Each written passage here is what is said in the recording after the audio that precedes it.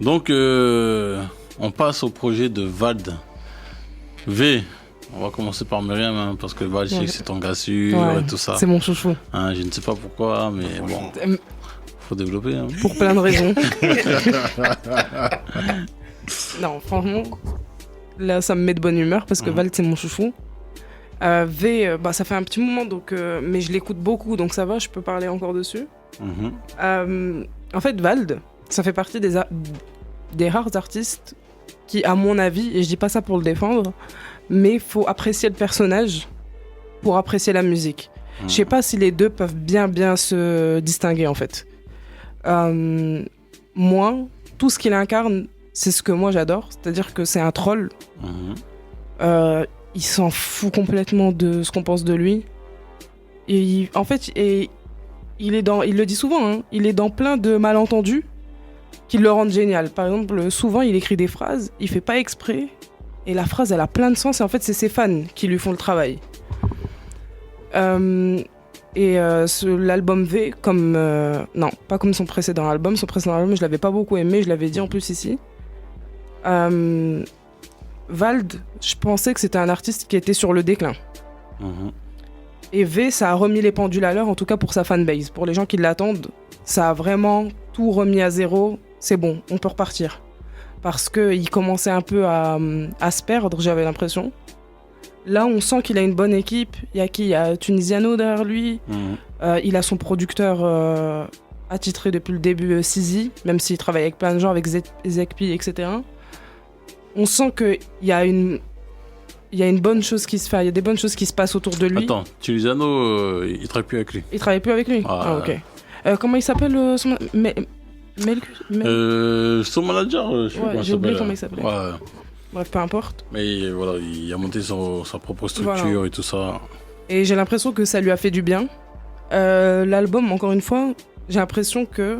Ça aussi, hein, c'est un truc qui me parle à moi. Son album, il me fait rire. Et c'est ça que j'aime bien avec Vald. C'est qu'il arrive à me faire rire, mais je le prends pas pour un guignol non plus. C'est juste dans les sous-entendus et dans la manière de faire. En fait, il dit plein de choses profondes et pertinentes, mais la manière dont il les dit, c'est pas chiant en fait. Voilà. Il sait que c'est pas son créneau. Il a trouvé le sien.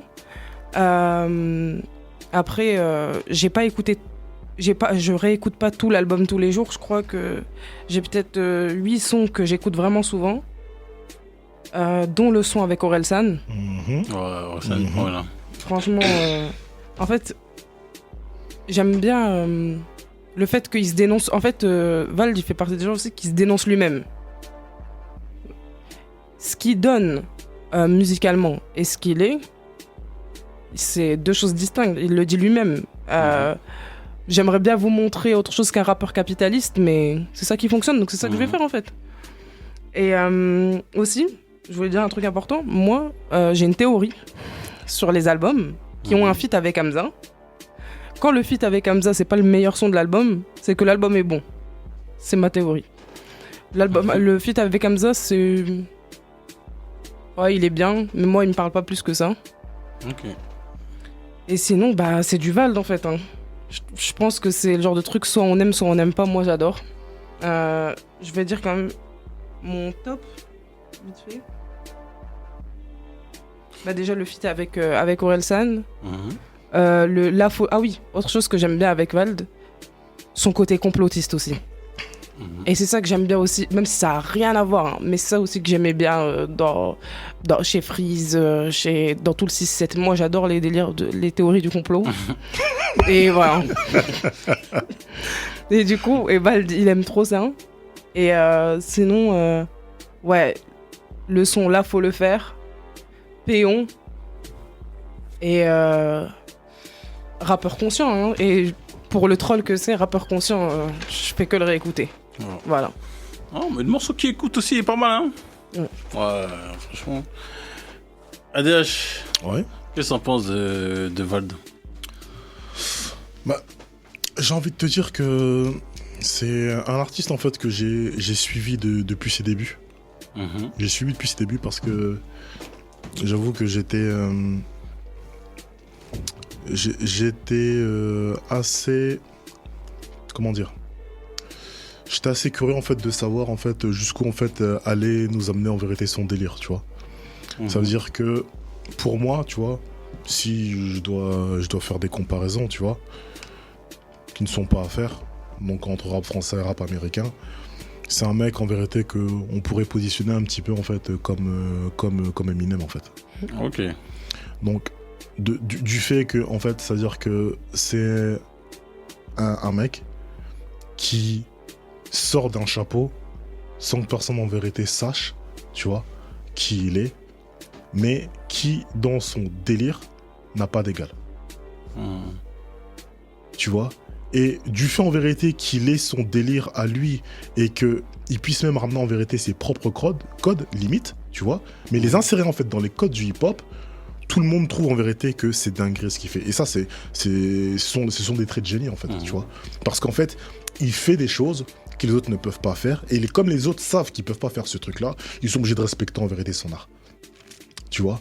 Et juste le fait en fait, comme Myriam en fait elle explique et tout, d'avoir en fait développé cette casquette en fait donc de rappeur troll et en fait d'en avoir fait en fait un truc sérieux.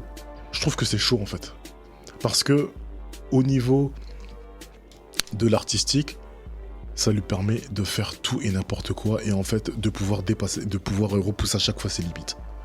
Tu vois, c'est à dire que en gros ça veut dire que il peut faire un truc sans se prendre au sérieux, mais les gens qui sont derrière, en fait, prennent tout pour argent comptant. Et ça, je trouve que c'est très, très fort. Tu vois.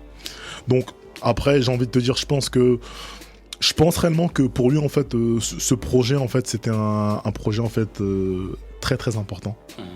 Parce que comme Myriam, en fait, l'expliquait, tu vois, il y a un moment donné où, lorsqu'en fait, tu crées quelque chose, c'est très difficile, en fait, de pouvoir, en fait, te renouveler. Et j'ai envie de te dire, on peut avoir vite l'impression en vérité que tu tournes en rond, tu vois. Et donc,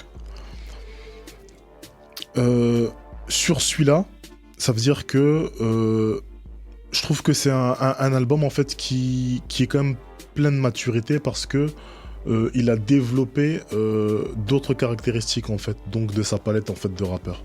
Donc sur les musicalités.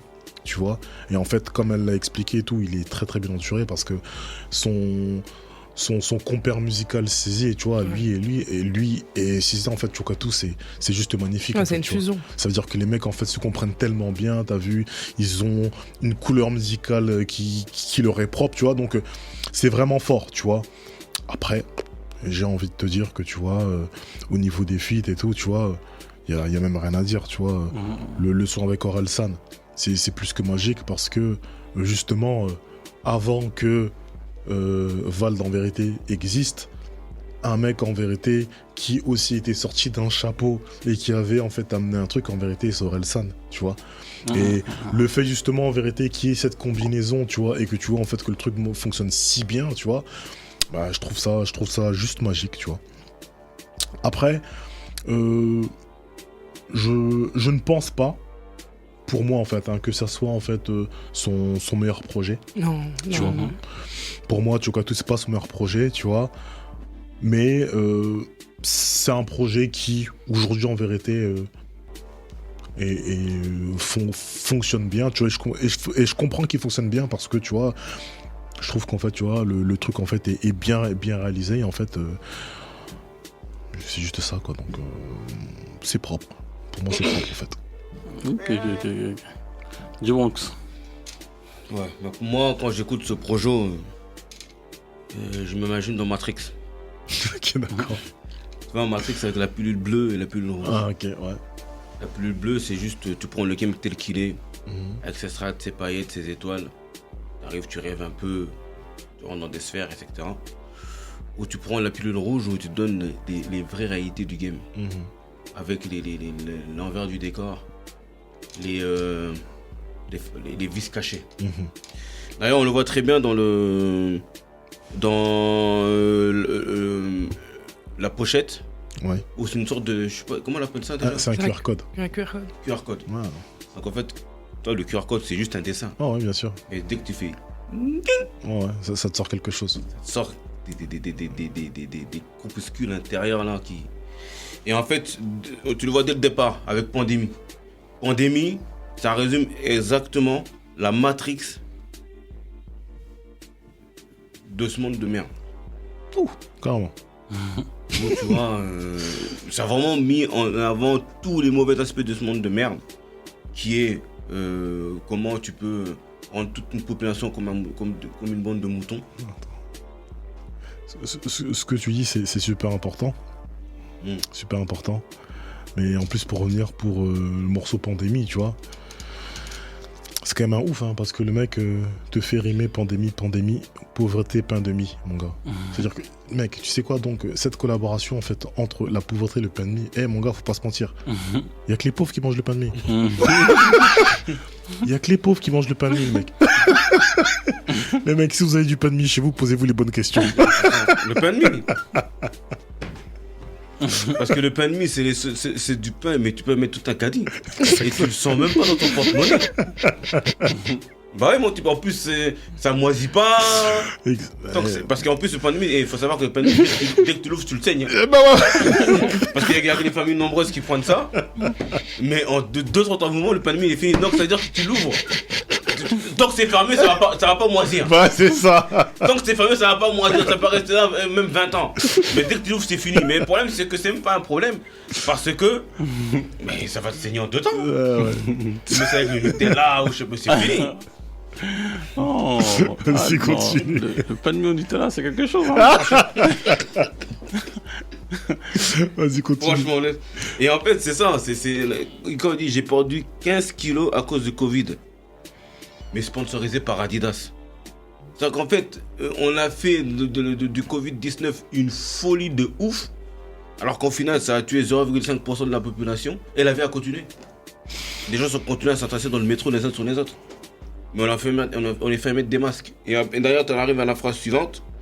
Donc après, il arrive, il termine en disant tout est possible. Et tu vois la phrase suivante, il dit j'ai enlevé. Donc il dit à un moment donné, quand tu enlèves ton masque, ça te rend crédible. C'est-à-dire qu'en fait, quand tu rentres dans le transport en commun sans masque, tu passes pour un de ces fous, pour un de ces demeurés, alors qu'il n'y a même pas 3 piges. Si on t'aurait dit en fait, on va t'obliger à mettre un masque et tout le monde tombe dit, bref, on va commencer à mettre le masque à la queue leu comme ça va fonctionner. Mais c'est une vraie dinguerie en fait. Et déjà, il te montre dans quelle matrix qu'on est et comment on est tous comme des moutons. Deuxième son, là faut le faire. Genou avec le titre. C'est-à-dire qu'en fait, on est là, on est plein de blabla, on est plein de paroles, on est plein de je sais pas quoi, mais en fait, on brasse du vent. Exactement. Ouais, il faut faire ci, il faut faire ça, il faut que ceci, il faut que cela, machin et tout. Les hommes politiques sont très bons là-dedans. Les gens qui ont des associations à la con là, qui passent à la TV, sponsorisées là, ils sont pleins là-dedans. Ouais.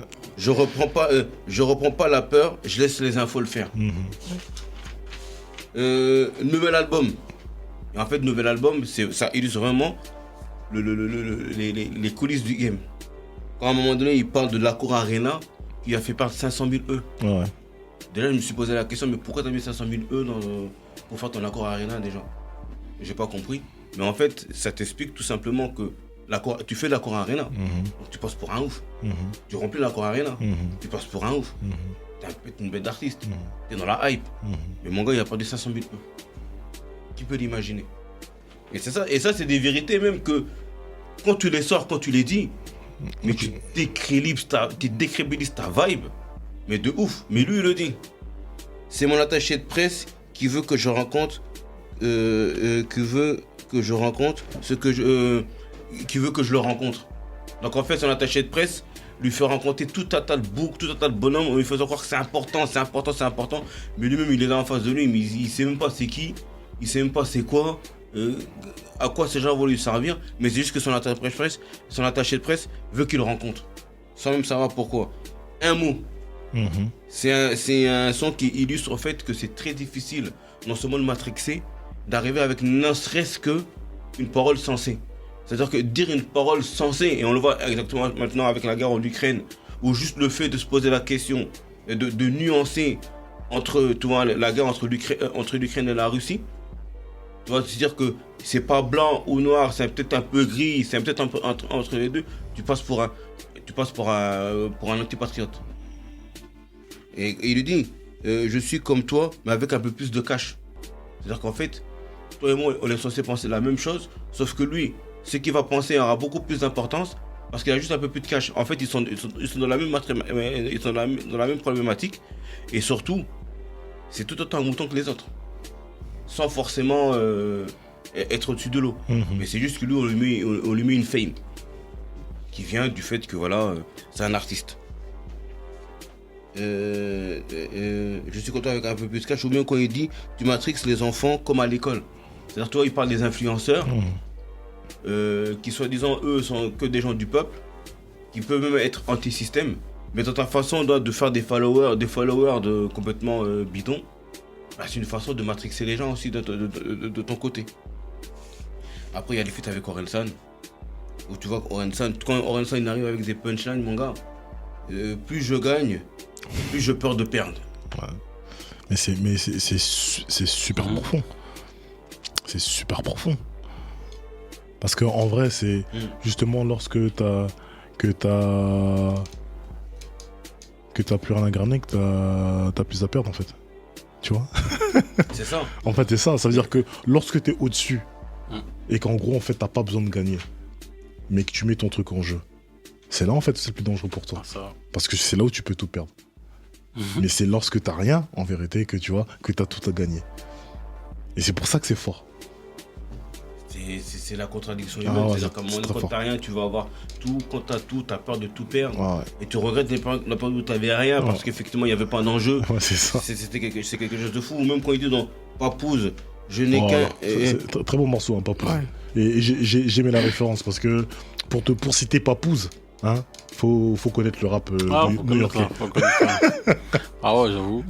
Un minimum. Un fucking kicker. En Papouze. Je n'ai qu'un humain. Tu n'es qu'un humain. Donc en fait, on dit tu n'es qu'un humain, tu n'es pas rentable. Et moi, j'en suis un demi. C'est-à-dire qu'en fait, t'es un gars parmi les autres qui doit suivre le système comme un mouton. Et moi-même, qui suis un peu plus tard que toi, ben, je reste ce même mouton-là. Sauf que j'ai une autre utilité dans cette matrix. Et en fait, c'est que des ben, je vais pas tous les faire, tu vois, mais c'est que des éléments comme ça, Et d'ailleurs, pour terminer, je vais terminer avec Anumati. Anunnaki, s'il te plaît. Anunnaki, ouais. Anunnaki qui est en fait une sorte de... en fait, c'est des dieux, quoi. Ouais, okay. C'est des dieux, un groupe de dieux ou je sais pas quoi. Où effectivement, il dit... je fais le mal comme le bien. Est-ce que je suis l'esclave de l'industrie ou du cartel de Cali? C'est-à-dire qu'en fait, c'est quasiment la même chose en fait. Ça veut dire que toi, cette matrix où on te fait rêver avec des choses complètement dégueulasses, mais en même temps, ça te fait le bien devient le mal, ou le mal devient le bien, ou tu donnes une sorte de certaine fame avec le mauvais. C'est là où on se rend compte que voilà, où est le bien, où est le mal, et quel est le Dieu à suivre. Mais moi, cette punch, en fait, quand je l'avais entendu, ça m'a fait penser, en fait, à notre rencontre, en fait, avec Alino. Ok. Ah ouais, lorsqu'en fait, il dit, en fait, les gens qui sont dans le game, en fait, sont là, mettent en avant le fait, en vérité, que les mecs, en fait, font partie du cartel. Moi, les mecs, en fait. Et donc, vous êtes là, il y a toute une génération, en vérité, de mecs, en fait, qui sont là, qui se font passer... ils sont tous plus fous les uns que les autres en fait, tu vois. Et tous les mecs, et en fait c'est le truc en fait qui est dénoncé dans ce truc là, quoi, tu vois. Au moment de wesh les mecs, en fait, à quoi on joue là, tu vois. Mais du coup j'ai oublié de dire plein de trucs en vous écoutant. Non, parce que j'ai été prise par la joie. Trop d'émotions, Myriam. Ouais, les émotions. Enfin on parle de Vald. Non mais du coup ouais, j'avais oublié de dire plein de trucs. C'est en vous écoutant que ça me revient en tête. En fait Vald, moi je le vois comme un clown triste. Voilà ce que je choisirais pour le définir. Okay. Mais comme tu as dit en citant les trucs, ça me revient. En fait, dans cet album-là, en fait, tu sais, déjà, tu sens qu'il a gagné beaucoup d'argent Ah, et que ça lui a rapporté beaucoup de problèmes. Mais la manière dont il le dit, en fait, ça reste enfantin, mais le contenu, en fait, le fond et la forme, c'est deux antithèses. Genre, il chantonne des choses super tristes en vrai. C'est comme juste le son avec Orelsan, pour revenir là-dessus. Péon, il me semble que ça veut dire quoi? Ça veut dire paysan, un truc comme ça. ok. Et en gros, c'est à un moment dans la musique, il dit transforme tes chaînes en fer, faisant des chaînes en gemmes. Et moi, je le comprends en gros de la désillusion d'être riche et célèbre en fait. En fait, Vald, il est dans beaucoup de sous-entendus et de... Encore une fois, et en fait, même dans ces sous-entendus, il essaye de faire comprendre aux gens, je le dis comme ça, parce que je peux pas me permettre de le dire d'une autre manière. Ouais, il a une double écriture en fait. Voilà. Ouais. Et en fait, on sent que c'est vraiment le mec qui raconte l'histoire d'un mec qui de base est pauvre et prolétaire, et qui est enchaîné par le manque d'argent, plein de trucs. Et maintenant, il s'est, comme il dit, je me suis créé des nouvelles chaînes. Et en plus, il le dit, même enchaîné, j'enchaîne. Et il est plein de... en fait, c'est ça le terme. Il est dans une double écriture tout le temps. Et je trouve que c'est ça qui est génial avec lui. D'ailleurs, une punch pour résumer tout ce que tu dis là, c'est toujours dans un Numaki, c'est plus je monte, plus il fait franc. Ouais, Tu vois, quand tu vas aller vers le sommet, tu vas justement vers ce sommet-là, mais quand tu montes dans ce sommet-là, ça caille. Mais en plus, quand tu vas arriver au sommet, tu vas trouver quoi en fait? Tu montes là et tout, tu te perds là, qu'est-ce que tu vas trouver en plus dans ce sommet-là? Ah là, Vald. Non, franchement, Vald, moi personnellement, j'ai pas trop compris ton album, hein, franchement. Ah, t'as pas trop compris? Non, je suis pas trop accroché. Hein. Franchement. Non, mais après, l'album il est balourd. Hein. Ouais, il est balourd. Il dit rien de spécial. Après, moi, j'ai commencé à aimer, franchement, rentrer dans son album à partir du morceau de Hamza. Hein. Après, le reste, ça suit. Hein. Ah, ok, d'accord. T'as pris du temps en fait à rentrer dedans en fait. À partir de Hamza, j'ai commencé à suivre. Avant ça, C'était compliqué. ouais, Ok. franchement. D'ailleurs, pour rebondir sur ce que tu dis sur Hamza, parfaitement d'accord. D'autant plus que c'est l'un des rares artistes qui ne s'est pas fait manger par Hamza. Ouais. Ouais. Mais de toute façon, il est chaud en fait, hein, Vald. Moi, j'ai des souvenirs de lui avec Damso et tout. Et le mec il est chaud, il est chaud, il est chaud. Le mec est chaud en fait. Hein. Non, il est chaud. Il est chaud, parce que même le morceau avec Orelsan, il est chaud. Hein. Ouais. Ah ouais. Donc, non, en fait. Il se fait pas bouffer, effectivement. Tu vois, Hamza, il met son refrain, il met sa vibe. Mais tu vois, il sait pas proposer le son comme il aime bien faire d'habitude. Même tu le mets à côté d'un mec comme Fianso, là où tu te dirais il pourrait passer pour... Enfin, je parle au début, parce que ça arrivait tôt, les feats avec Fianso. Il aurait pu passer pour un guignol. Mais non. Non. Et il est totalement à sa place, en fait. Non, franchement, vérité, même si c'est pas mon style. Vald, il sait rapper, hein. Il sait rapper, il sait kicker, il sait se placer. Non, franchement, sur ça, rien à dire. Hein, après, voilà. Après, l'album, il est tout aussi balourd que celui d'Orelsan, sauf qu'au moins, Vald, comme il dit, et comme elle dit, tu vois, il fait bien le guignol. Donc ça divertit bien. On va dire que dans l'album d'Orelsan, on a décortiqué quand même, ça va. Ouais, mais il est balourd. Lui, il avait pas kiffé du tout. Toi, les gens qui se mettent autour du feu, qui refont le monde, là, moi, ils me font chier, ces gens-là. T'as vu comment il parle mal? Lui, tout le temps, vas-y. Il parle trop. Mais au moins, tu vois, il fait rire. Autour du feu, il fait rire de temps en temps. Lui, par contre, il est relou. Toi, il parle de ses chats, il parle de... Rien à foutre, mon gars. Ah, mon gars, laisse tomber. Franchement. Bon, là, il nous reste quasiment 13 minutes. Bon, on va se la faire court, hein. Tu connais, hein. On essaie d'être à l'heure maintenant, tu connais. Course contre la montre.